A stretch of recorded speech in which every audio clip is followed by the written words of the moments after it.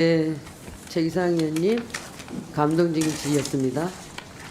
다음은 더불어민주당 이소영 의원님, 배당 분리 과세 때문에 이리 오셨죠?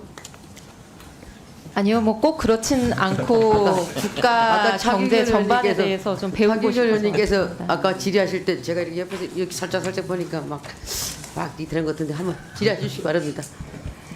네, 뭐 예상하신 질의는 오늘 하지 않을 거고요. 오늘 그래요? 첫 회의니까요. 제가 기대했는데. 그동안 국토위 활동을 하면서 이제 부동산 문제에 대해서 나름 관심을 가지고 고민들도 같이 해왔는데 오늘 기재위 와서 첫 회의니만큼 평소에 가지고 있었던 질문을 좀 몇 가지 드려보고 싶습니다.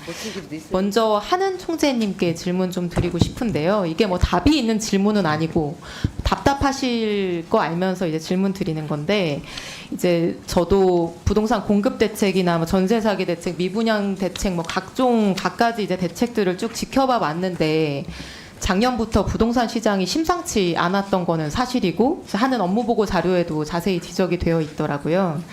그래서 서울 지역 중심으로 지금 주택 가격 과열 양상이 작년부터 이제 감지돼 왔고 다행히 6.27 대책 발표되면서 급한 불은 껐다는 평가들이 있는데 그것 또한 2달 정도 지나니까 좀 약발이 조금씩 약해지고 있는 것 같습니다.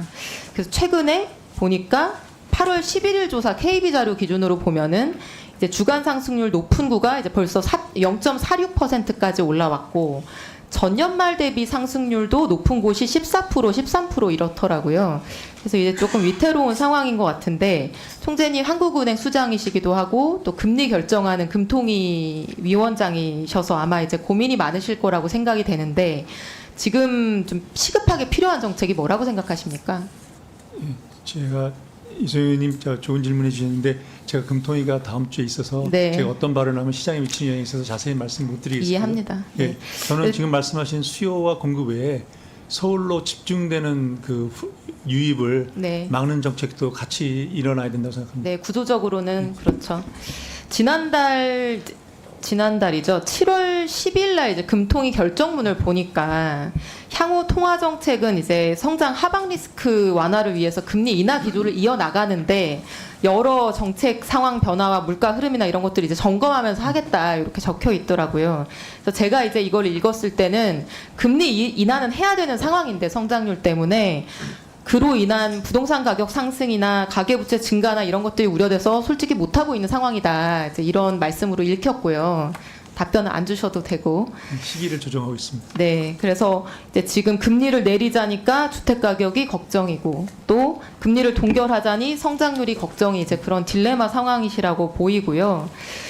어쨌든 이제 금리 결정하는 데 있어서 주택 가격이 좀 큰 영향을 미칠 수밖에 없는 건데 여기에 대해서 좀 의견을 말씀해 달라고 하면 말씀이 어려우시겠죠? 아니, 원칙적으로 말씀드릴 수 있습니다. 네.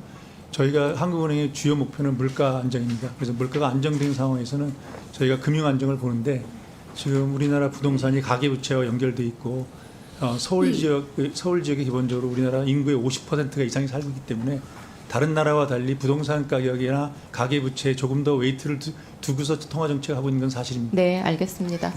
기재부 총리께도 질문을 좀 드리겠는데요. 네. 6.27 대책 이제 약발 점점 떨어지고 있다. 아까 이제 수긍하시는 표정을 봤는데 네. 후속 대책 나와야 되는 거 아니냐, 언제 예. 나오냐 이런 이제 시장의 의견이 많다는 거 아실 겁니다. 네네.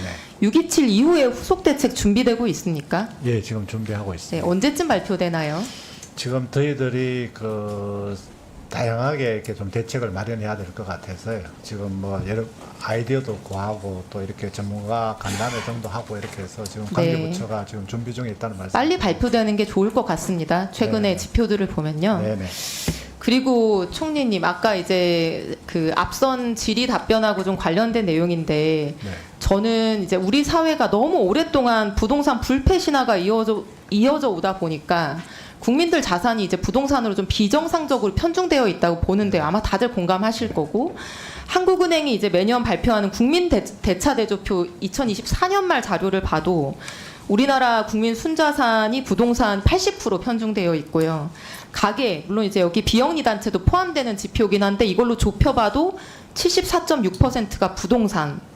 개인 기준 뭐 다른 통계들도 다 마찬가지로 70, 80%가 다 부동산에 이제 쏠려 있는데 이게 사실 정상적인 거는 아니지 않습니까? 그러니까 선진국은 보통 이제 대략 절반 정도 이렇게 생각을 하는 거고요. 그래서 이렇게 편중되어 있으니까 부동산 가격이 끝간데 없이 이제 점점 올라가고 국민 대부분은 부동산 대출의 노예가 돼서 평생을 살아가고 이런 국민 자산의 부동산 편중 이거를 일부라도 바로 잡아보자고 자본시장을 활성화하고 그 의지의 표명으로서 코스피 5천이라는 표어를 지금 얘기하고 있는 거 아닙니까? 네네. 그러니까 이게 5천이냐 6천이냐 이런 숫자는 저는 안 중요하다고 생각합니다. 별로 얘기할 필요도 없다고 생각하는데요. 숫자가 중요한 게 아니라 그리고 이 정책이 단순히 주식 투자하는 사람들 돈 많이 벌게 해주자 이런 것이 아니고 이런 비정상적인 우리 대한민국의 부동산 자산 쏠림 현상을 바로잡기 위해서 부동산 말고도 돈을 벌 수 있는 방법을 만들어주고 돈을 흘려보내기 위함이다. 그런 경제 개혁의 목적을 가지고 있는 정책이다라는 거를 장관님, 부총리님께서 별로 인지하지 못하고 계신 것 같아요. 아니 인지하고 있습니다. 네. 그럼 자신 있게 그렇게 말씀을 네. 하시면 좋겠습니다. 네. 코스피 5천이 정책으로 만들 수 있는 거냐? 주가 지수는 그냥 경제의 결과물이냐? 저는 정책으로 어느 정도 만들 수 있다고 생각합니다. 왜냐하면 주변 나라인 일본을 봐도 그렇다고 생각합니다.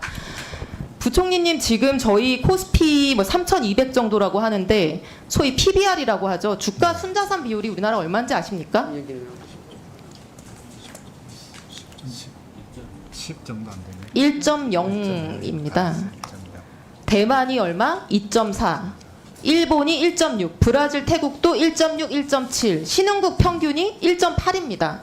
근데 우리나라는 기업들이 가지고 있는 자산보다도 주가가 너무나 못 미쳐서 1.0밖에 안 됩니다. 근데 이거를 뭐 옆 나라 일본인 1.6만큼만 높여도 코스피 지수가 얼마가 되는지 아세요? 5,100입니다. 근데 왜 안 됐느냐? 우리나라 기업들이 배당을 더럽게 안 하거든요. 여러 요인도 있지만 가장 불리한 선택지라서 배당을 할 이유가 없습니다. 그리고 더러운 짓을 해서 다 기업의 성과를 빼먹고 주주들한테 주지 않거든요. 누가 투자를 하겠습니까? 그래서 국민들까지 국장 탈출했던 거 아닙니까? 이제 이런 것들만 바로잡아도 자본시장이 성장할 수 있기 때문에 그런 것들을 바로잡는 정책을 하자고 하는 것이고요. 1분 더 주세요. 예. 네. 그런데 지금 정부의 그 정책으로 너무나 저평가되어 있는 눌려있는 코스피가 앞으로 정상화될 수 있을 것이다라고 하는 국민들의 기대가 굉장히 큰데 7월 이후에 정부의 정책적 노력이 실종됐습니다. 기재부 업무보고 자료에도 소위 말하는 코스피 5천이라는 표어로 대변되는 과감한 자본시장 활성화 노력 이런 것들이 거의 드러나 있지 않아요. 제가 정부의 세제 개편안, 특히 배당소득세 개편이 죄송한 말씀이지만 얼마나 엉터리로 만들어져 있는 정책인지는 앞으로 제가 기재위 왔으니까 차차 말씀드리겠는데요. 우리 새로운 정부가 자본시장 활성화를 추진하는 것은 저속한 가벼운 부자 되세요 구호를 남발하는 것이 아니라 우리 국민들이 부동산의 노예가 되지 않고 균형 잡힌 경제 생활을 할 수 있도록 하는 굉장히 중요한 정책이라는 점을 부총리께서 명심하고 강조해 주셨으면 합니다. 예, 의원님 말씀에 저도 전적으로 공감하고 있고요. 지금 한국 경제가 사실은 이제 부동산에 너무 과도하게 이렇게 익스포즈되어 있는 부분은 사실은 한국 경제 리스크입니다. 그래서 그런 부분에 그 비중을 줄이고 자본시장 가야 된다는 게 동감을 하고 있고요. 그러면 어떻게 우리가 이 자본시장을 5천이 되든 만이든 갈 것이냐, 뭐 그게 여러 가지 복합적인 요인이 있을 겁니다. 그래서 저는 가장 중요한 게 결국은 자본시장의 플레이어인 이 기업들이 경쟁력을 가져야 된다. 기업들이 경쟁력을 가지 않고는 아무리 무슨 정권 건설을 낮춰주고 뭐를 하더라도 이게 잘못하면은 오히려 주식시장에 뛰어들게 해서 국민들한테 오히려 자본시장에 뛰어들으라 해놔놓고 부동산에 놔뒀으면 괜찮을 걸 더 망치해서는 안 된다는 그런 또 책임감도 가지고 있습니다. 그래서 이 자본시장을 뭐 5천이 되든 우리 일본 본회에서는 가장 기본적으로는 기업들이 경쟁력을 가져서 기업들이 수익을 창출해가지고 진짜 누구나 이게 투자하면은 내버려두면은 진짜 뭐 엄청나게 주식이 올라가고 돈을 번다는 차원이 아니고 그럼 자동적으로 이게 넘어갈 수 있다는 여기에다 가장 중점을 두겠다는 말씀을 드리고요. 두 번째는 물론 뭐 단계적으로 저희들 정부가 뭐 이렇게 뭐 정권 거래소라든지 주식시장에 영향을 미칠 수 있는 부분에 대해서는 정책을 펴는 부분은 있지만은요. 그런 부분을 넘어서는 이 자본시장의 어떤 이 또 불공정 거래라든지 다른 요인까지 다 포함하고 또 중장기적으로 보면은 또 우리 같은 남북 간의 관계 이런 부분도 우리 주식시장의 PBR을 줄이는 굉장히 큰 요인이 된다고 보고 있기 때문에 총체적으로 다 해서 결국은 실력 있는 대한민국 주식시장 그래서 누구나 주식시장으로 넘어갈 수밖에 없고 부동산은 들고 있는 게 인구구조라든지 여러 가지로 지금은 우리가 예측할 수 있는 또 그런 부분도 있을 겁니다. 그런 부분에 대해서 의원님하고 똑같이 저는 동의를 하고요. 이런 자본, 네. 설명을 길게 해주셨는데요. 네. 자본시장에 대해서 더 관심을 가지셔야 네, 될 것 네. 같습니다. 네. 남북 관계가 디스카운트의 요인이었던 거는 옛날 얘기고요. 네. 우리보다 안보가 더 불안정한 상황에 있는 대만도 우리보다 자본시장이 훨씬 더 활성화되어 네. 있습니다. 우리 주식시장의 지금 디스카운트 요인은 정부가 일관된 정책 시그널을 주고 좋은 정책, 활성화 정책을 강력하게 추진하지 않는다는 거예요. 거기에 대해서 방점을 두고 네네. 좀 더 관심을 가져주시기 그럼요. 바랍니다. 그렇게 하겠습니다. 네. 저 정부가 관심을 가지고 강력한 정책을 추진하도록 하겠습니다. 감사합니다. 네. 네, 다음은